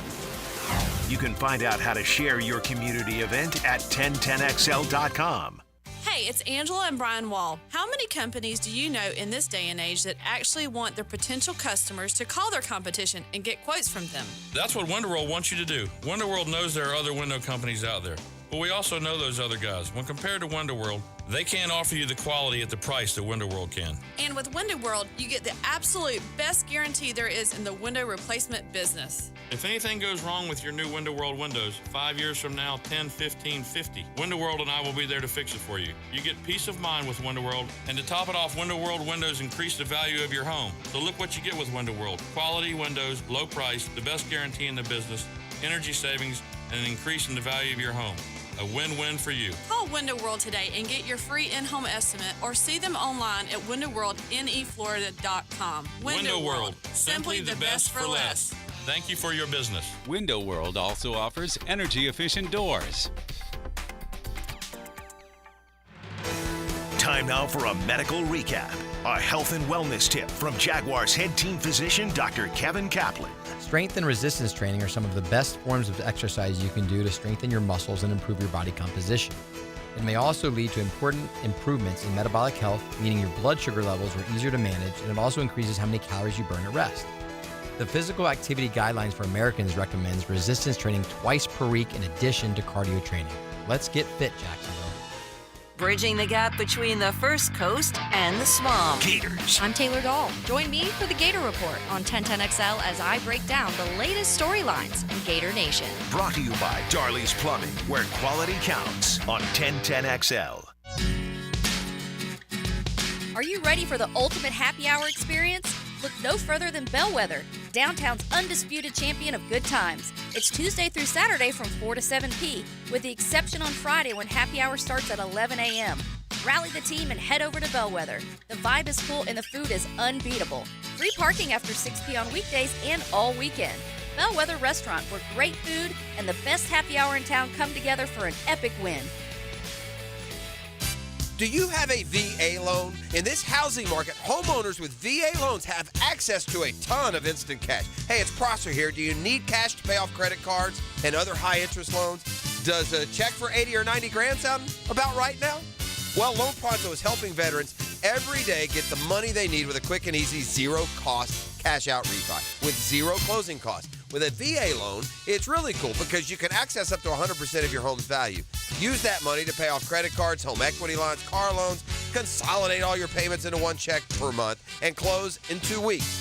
Most homeowners who do this end up cutting their overall monthly payments by $800. Loan Pronto's all-digital process makes it fast and easy. They're doing loans with super low APRs, and they love working with veterans. Call now to see what your options are. Call Loan Pronto at 999-1508. That's 904-999-1508. Or go to loanpronto.com. Equal housing lender, NMLS 1661781, subject to lender approval. Do you feel a ghastly presence in your septic tank this Halloween? A septic emergency is spookier than a haunted house. But fear not. Duck Duck Rooter is here to rescue you from the depths of septic despair. I'm Vlad, the Valiant Septic Tech, ready to cast out the demons from your septic system. If your toilet's acting possessed or your pipes are stirring up a witch's brew, we got the magic wand to fix it all. Call Duck Duck Rooter at 904-862-6769 to schedule your septic tank pumping today. 1010XL is presented by Farah and Farah, the official personal injury law firm of the Jaguars, protecting you and your family. Call 396-5555, Jacksonville. Now, today's takeaways, brought to you by Key Buick GMC, where our family dealership has been helping families buy vehicles for over 50 years.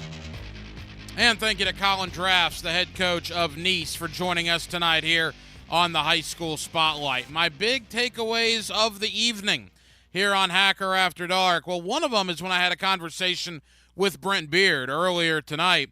You know, look, Georgia is still very good. They're undefeated. They're the number one team in the country. I'm not breaking any news there. But the thing about Georgia is this. That Auburn team that they played a couple weeks ago is not very good. And Auburn was beating them in the fourth quarter.